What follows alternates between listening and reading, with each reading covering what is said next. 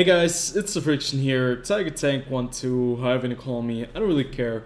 And welcome back to World of Tanks. Today is a kind of a special day. Well, it depends on how you view things, but this can be a good day or a bad day. But I think for me personally, this is probably a bad day. And I think for World of Tanks, this is probably not going to be a very good day either. I'm talking about the new TheFrXion K. This is the brand new Tier 9 premium Swedish heavy tank that Wargaming have added into the game as a marathon mission.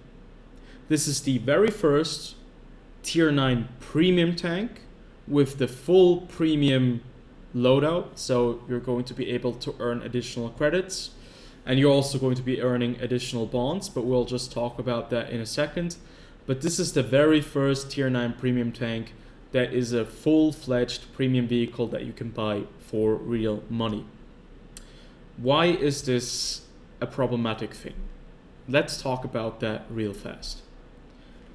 So, usually during the summer, and I think also during the winter or New Year's, when a lot of people, are on holidays or have a lot of time off, Wargaming release a tank marathon. That's where you can play the game and potentially unlock a tier 8 premium tank for free. The reality though is most of the time that while you're playing the game, it takes so much time to be able to unlock the vehicle that it's basically like work.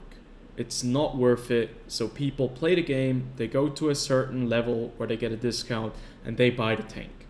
The thing is, these bundles get pushed up with so much garbage that you don't need, that the tank itself all of a sudden costs you about $80, and you'll only get about, let's say, $50 off.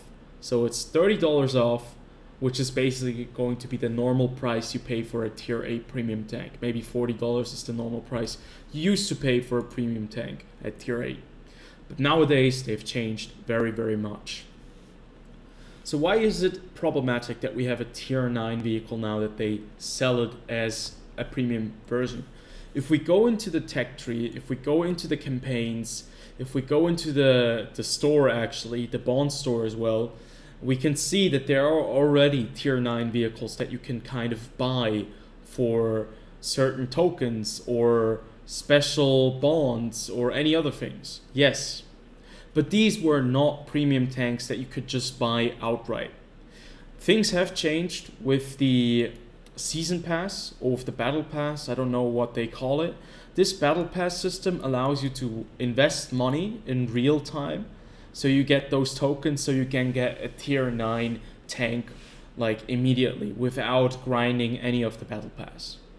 That has been a part of the game for about a year now, or maybe a bit longer. So having reward vehicles at tier 9 is nothing special. But these reward vehicles didn't have the addition of having additional premium or additional credit making skills or abilities. And they also don't have the ability to make additional bonds or make bonds at all. The thing is that these reward tanks that they've added into the game were already quite unbalanced. I think that the AE Phase 1 is a very powerful tank. I think the Char Futur 4 is definitely a powerful tank as well. The Kunze-Panzer can be a powerful tank.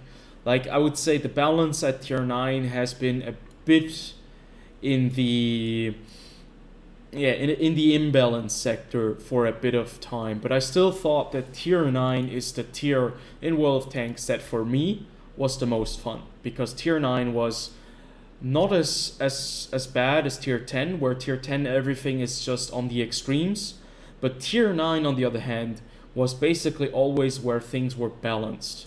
You had tanks, you had certain weak spots, there were some tanks that were maybe a bit better than others, but it wasn't like there was a complete mess of things as tier 10 is. I think tier 10 is a lot worse in certain aspects, especially if you consider the Soviet tech tree. If you look at the tier 9s, one of the worst vehicles I can think of immediately is definitely going to be the Object 257 for the Russian tech tree, but it has a bad reload time. Still, it's a very, very weird tank to face. Yes, maybe the Object 263 as well. But other than that, I think the other vehicles all have their ups and downs, but they're not as crazy annoying as some other tanks. I think Germany tier 9 is definitely a good rank. America's tier 9 has ups and downs. Nothing is too crazy there. So I think tier 9 is a really nice place if you want to play this game competitively and you want to have a bit of an experience, you want to have a bit of a challenge, but you don't want to have the extreme overpoweredness at tier 10 or like complete unbalance at tier 10 or even the tier 8 mess that we have with all the premium tanks. So I'm also part of the problem. I have bought so many premium tanks like at tier 8. I basically own all the premium tanks at tier 8. That's about 80 tanks I own right there. Every single one of these tanks costs so much money. And they have gotten better and better and better.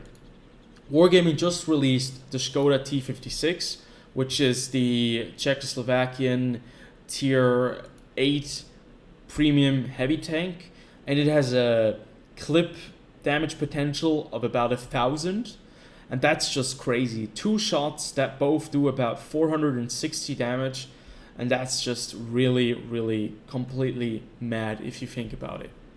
So how or why did they not put the Stridswagen K into the game as a tier 8 premium? Why did they decide to go for a tier 9 premium tank? I think the answer is going to be very, very easy to detect, and I think the sole reason that they're releasing a tier 9 premium tank is so that they can sell this vehicle for more money.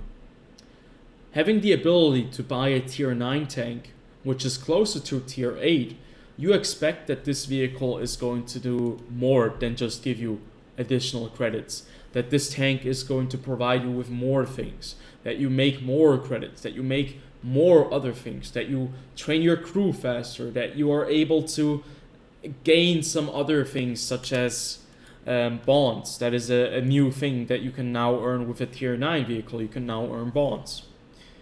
The only reason I can think of them releasing tier 9 premium tanks is so that they can charge us more, because previously the tier 8 tanks cost about maybe $50-$60 with like a normal kind of standard bundle.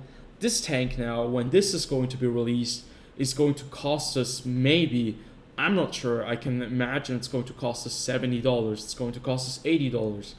So they can charge us more because they can say, look at that tank, this tank has now the ability to earn bonds.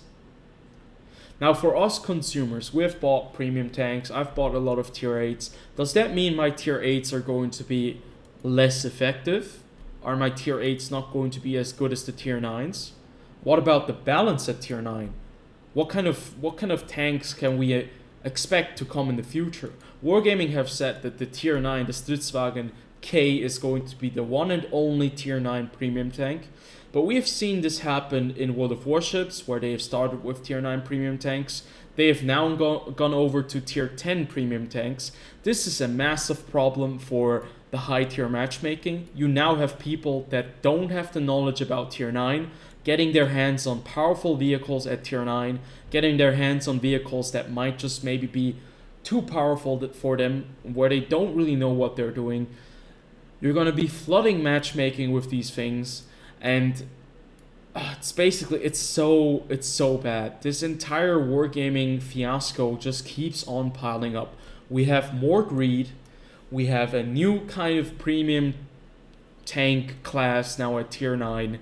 Tier 9 could be getting completely obliterated if they start adding more premium tanks at tier 9. People will be fighting for this. People will be running to the hills and running to the shops to buy these things, because obviously it's going to be a novel tank, a tier 9 premium tank, the very first one as well. People will be super excited about it. You can earn bonds, you can get more credits, or I don't even know. Is it going to be earning more credits than a tier 8 premium tank, or is it going to be earning just as much?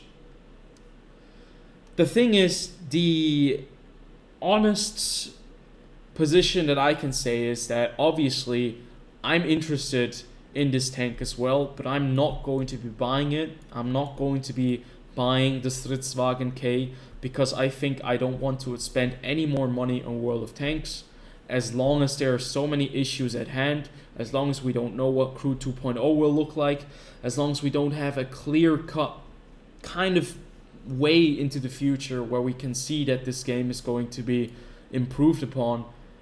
And if they are just going to be dealing and forcing us, force feeding us more premium tanks, now tier 9 premium tanks as well, I cannot really stand behind that. And I mentioned previously in the video that I cannot defend Wargaming. I cannot defend their ways. I know it's a scummy company. It's a company that doesn't care about us. It cares only about winnings. And I think this is the perfect example on what Wargaming is all about. They don't care about tier 9. They don't care about anything. What they did with the reward tanks was very basic. It was very simple. They started adding reward tanks at tier 9. They gave them out with nice little things such as, those missions. You had the front lines, and then it was a reward tank, and everyone was happy because you get a free tank. You didn't have to spend any money on it. That's how they tested us. That's how they, tested the water to see how far they can go. And now, because we have had reward tanks at tier 9, why not go the extra step and start selling us tier 9 premium tanks as well?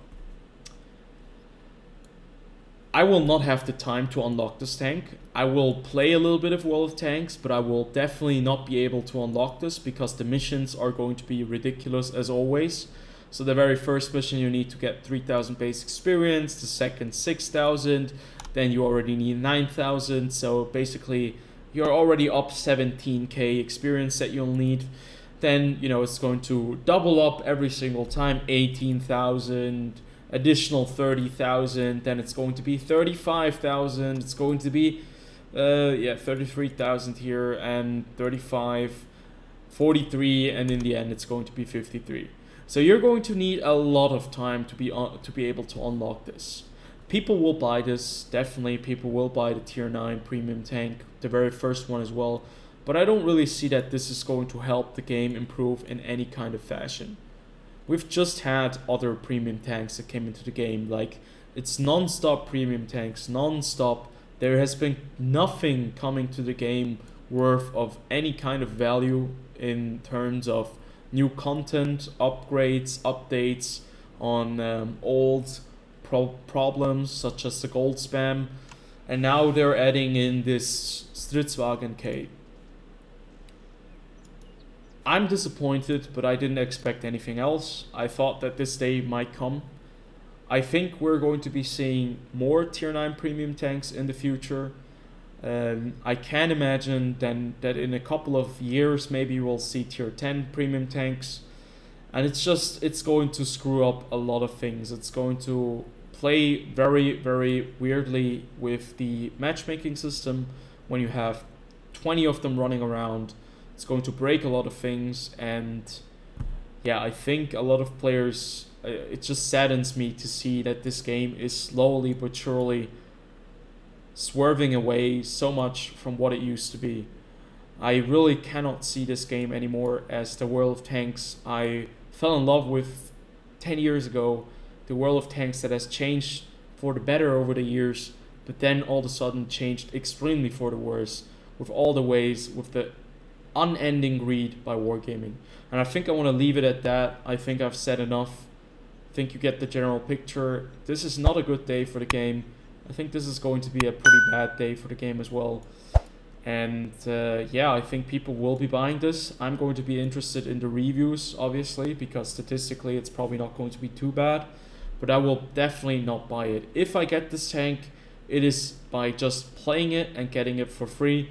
I will not buy this tank, and I will not be a part of this greed of Wargaming anymore.